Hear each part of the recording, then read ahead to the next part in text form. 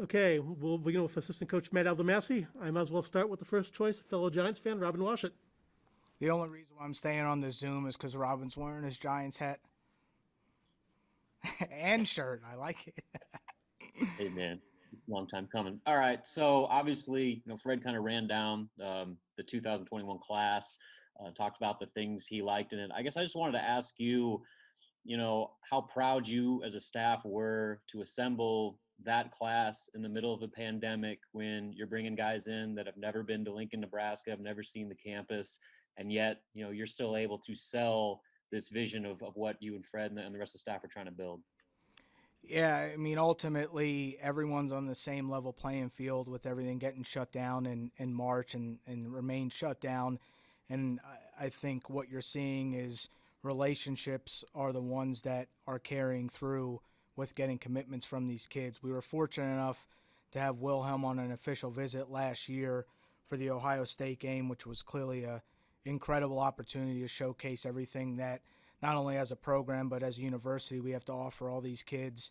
With K-Shay, that's a relationship that dated back prior to me coming to Nebraska, and same thing with Bryce. So, the familiarity certainly paid off with all three kids and carried through. But, when it comes to the challenging times, it speaks volume to the resources we have at the school. Our graphics team did an absolute phenomenal job and putting together these virtual visits, what really showcasing the incredible facilities we have, which is not an easy thing to capture on video, and I think they did as good of a job as you possibly can have and do through video. So all of those advantages to having such a great team that's in the background working definitely paid off with this class. Sam McEwen. Hey Matt, congrats on the class. Obviously, you guys are really good and savvy at working transfer markets and understanding where players might be moving. But I found it notable that there are two high school kids, top 100 kids in this class. So it's more than just finding good transfers. Do you feel like maybe sometimes your guys' ability to attract and recruit high school kids is underrated, and maybe this underlines what you guys are trying to do in blending veterans and young players? Yeah, I mean, certainly it's very well chronicled of being aggressive in the transfer market. But we've also made it very clear that we're just trying to accrue the most talented team 1 through 13 every single year, whether that comes via the transfer market, high school scene, international, JUCO, wherever it may be. We're certainly not going to stop from taking a talented kid just because they're one and not the other. We've always, I feel like, done a great job of establishing relationships with high school kids and evaluating who fits well and can thrive in our system. But the bottom line is we'll never neglect transfers. That would be like neglecting free agency, being MBA guys, me spending 2 years and, of course, Coach spending a lifetime in the league. Free agency is really where you break through and put your organization in a position to win a championship. And the way college basketball is, we've treated that transfer market just like that since the day we walked through the door in college 10, 11 years ago. We'll do the same at Nebraska. We feel like we're a destination to attract the best players in the country, the best players in the world, no matter where they're coming from, no matter what route they take. We certainly take kids that have interesting paths to get here, and we're never going to shy away from continuing to add talent no matter what route they get to Nebraska. I had a question, Kai. Did you guys have to work through a language barrier there to recruit him, or is that not an issue? Yeah, so early on, yes. Actually, every time I talked to him and his family, I had to have a translator on the phone. Did not speak a lick of English. Currently, his English has really improved drastically where, I FaceTime with him a lot and he can have a decent conversation with you. So, he's as hard of a worker I've ever seen, not only on the court but off the court, because you're talking about, and not that many people on the Zoom call have been to Ranger, Texas, but this is a kid that came from a city in Japan, so a different part of the world, and got transplanted and put in Ranger, Texas. For him to survive the year and have as good of a year as he did speaks volume of who he is as a person, his character, his work ethic. Michael Brunst? And Matt, Fred had kind of talked a little bit about Wilhelm and maybe kind of what you initially saw in him, in scouting him. I mean, is he kind of the perfect fit for the offense you guys want to run in terms of what he can do? Yeah, I mean, he certainly was, to me, the priority at that position from the beginning of, like, when Coach said when we saw him in Virginia at the top 100 camp. You need skill on the floor if you're going to play in this system, and we're going to win at the level that we expect to. And he brings that versatility at that spot that we desperately need.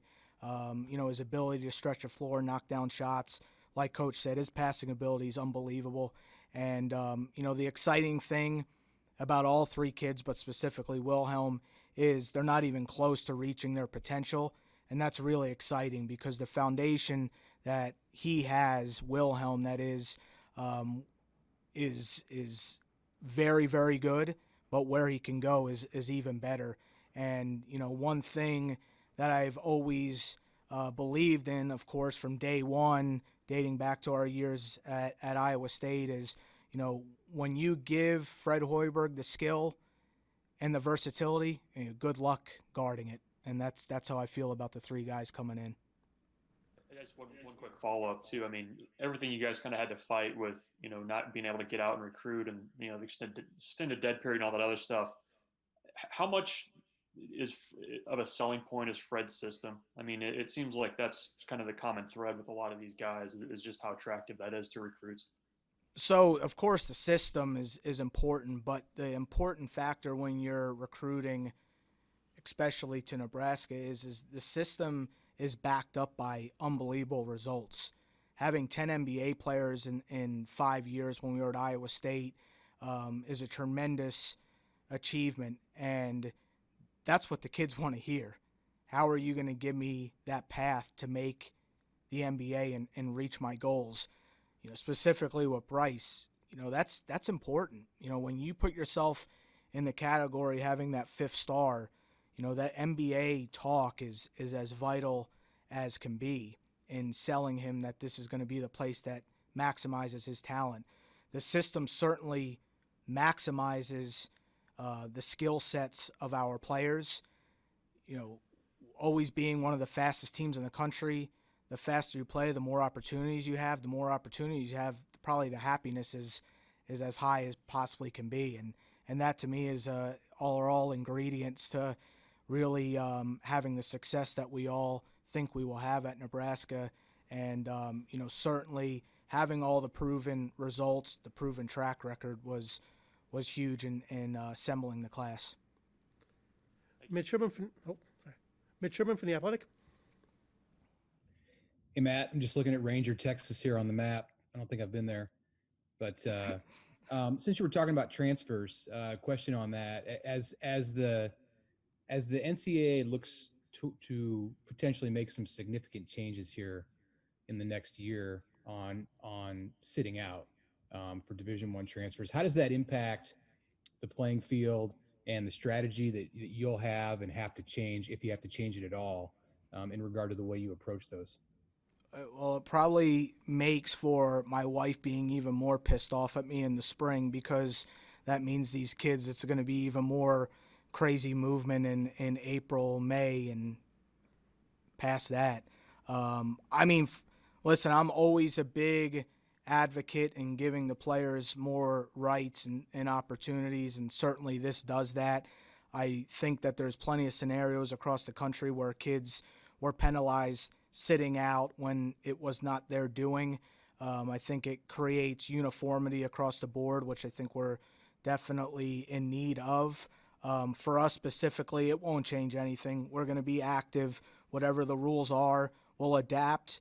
There's no reason not to adapt when I feel like we're one of the first programs to show that you can build a program off of transfers, and we'll continue to show that and continue to benefit off of having really productive springs. If I can ask you two quick about Teddy, I know you were instrumental in getting him to Lincoln. What have you seen with the adjustment he's been able to make off the court, on the court? Fred mentioned that he had a big scrimmage at PBA last week. So, from your perspective and the way that he's adjusting to Lincoln, what do you think? Yeah, you know what, and we're all victim of it. Judging a book by its cover, and certainly, if anybody did their homework on Teddy Allen as a person, it would have been a lot more difficult to get him. But a lot of programs, and rightfully so, stayed away because of his past. I always viewed that as an opportunity to really find out who they are as people. And the first time I talked to him, I really got the vibe that this is a good-hearted kid, deserves an opportunity to prove himself and prove a lot of people wrong. The day he's gotten on campus in early June to today, it really has solidified what I thought of him the first time we talked all the way back in August of last year. He's a good-hearted kid. He works his tail off. He wants to be good. He wants to get better in so many areas, specifically off the court. We haven't had one issue with him. He's represented himself, most importantly, in the professional manner that you would expect, and has represented the university in a way that everyone would be proud of. We certainly have shown that we're there for him, just like everybody, to be able to trust the staff, being able to walk into the office and confide in them is exactly the safe environment that we want to put our players in. And that's when we really feel like we can reach our full potential, when they feel like we have their back. And I know Teddy feels that, and I think he's very, very comfortable, and for the first time in a long time is able to step on that court feeling like, I want to go to the battle with these guys. Next, go to Gavin Struvey. The three new signees for the 2021 class are very different players. How do you think they fit together as potential building blocks for this program? Yeah, the first thing that comes to mind with all three is skill. They all bring the skill set that we feel like translates to the offense that coach wants to run. And shot-making ability certainly is the one skill set that all three bring at a borderline elite level. And whenever you have guys that can make shots in Fred Hoiberg's system, like I said before, good luck guarding it. He'll pick you apart, and we feel like with those three guys and the nucleus that we expect to return, next season has a chance to be clearly one that we're very excited about. Just like this year, we feel like we have shot-making ability to really showcase the system at the level that could translate in the win column. And last, we'll go to Robin Washington. Hey, Matt, another interesting wrinkle to this year is the potential for, the free year of eligibility. You guys have two seniors. Have you talked to Thor or Kobe about, what their potential plans would be as far as coming back maybe in 21, 22? And I guess what's your your stance on that right now? Yeah, I mean, I think was a great rule and very fair, because although we hope to get a full season in, I think you have to be realistic. There's going to be interruptions, and none of it's caused or inflicted by any one individual. That's just something we have no control over. So to give them that year of eligibility was something that is beneficial for every student athlete. When it comes to Kobe and Thor, we have talked to them about it. I mean, it's so premature to even have those conversations. But when they passed it, in fairness, we talked to everybody about it, because, it's definitely impacts every player in the entire country. So it's not like there's any decision being made on today's date. It's something that will play out as time goes on. I think it's just great to have options, and we wanted to make sure all our kids know that those options will be respected, and when the time is right, discuss it with them and see what's the best for them. Perfect. Thank you guys, everyone, for joining the call today. This will conclude today's call.